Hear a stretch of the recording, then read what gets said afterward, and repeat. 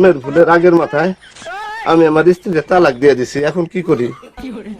রাগের মাথায় দিছো? হ্যাঁ। রাগের মাথায় দিলে তো তালাক হবে না। তুমি স্ত্রীর কাছে যাও, যে পায়ে ধইরা মাপ চাও। আমি আমার স্ত্রীর পায়ে ধরে মাপ চাবো? আমি যে কত বড় বংশের সন্তান আপনি তা জানেন? স্ত্রীর পায়ে ধরে মাপ চাওয়া সেটা বিষটা মরণ ভালো। আমার বউ আজরাইলের বংশধর। যদি শুনে যে আমি লন্ডনে বিয়ে করছি, তাহলে ব্যাঙ্গার পরে খারায় লন্ডনে কোপ দিব। ভাইজানের কোনো অসুবিধা নেই, এর বউ কানে শুনে না। আমার বিয়ের শখ নাই আপা, ফেরি বিয়ে করার দেন। গোপনে বিয়ে করার শখ আর বহুদিনের। লন্ডনে আসার পর থেকে ফুংফান করতেছে। ভাইজান মিশা কথা কইলেন না। আমার কি হনার বিয়ের বয়স আছে? থাকবো না কেন ভাইজান? লাউ বুইড়া হইলে বুঝি তরকারি রান্ধন যায় না? নিশ্চয়ই যায়। বুইড়া লাউয়ের জন্য দরকার শুটকি। আমার এই বুড়া লোকগুলা আপনার অসুবিধা থাকলে বলবো না, চাও তোমরা বলবো।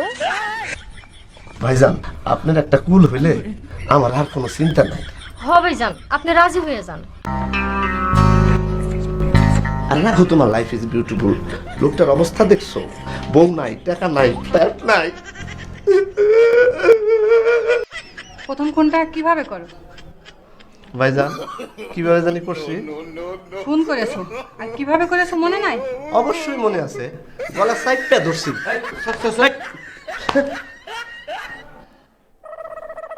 খুনের উদ্দেশ্য কি ছিল? উদ্দেশ্য কিছুই ছিল না, হাতের কাছে পাইছি, গলা সাইডটা ধরছি। যা বলছো সব সত্যি? অবশ্যই সত্য, সাক্ষী আছে। আমার কাছে জিনিসপত্র আনবা না, এই কাজ আর করবো না। আল্লাহর দরবারে গুনাহগার হইতেছি। এইটা আপনি কি করেন? আপনি গুণাগার হইবেন কেন? গুনার কাম করতেছি তো আমরা।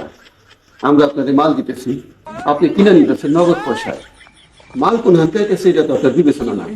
তার উপরে আপনি পরহেজগার আদমি, 5 ওয়াক্ত নামাজ পড়েন, কপালে দাগ পড়ে গেছে। আপনি তো সেলসেলায় বেচতে যাইবেন। মেয়া মানুষ হলো দুনিয়ার ভেজাল্লা, সেই জন্য বিবাহই করি না।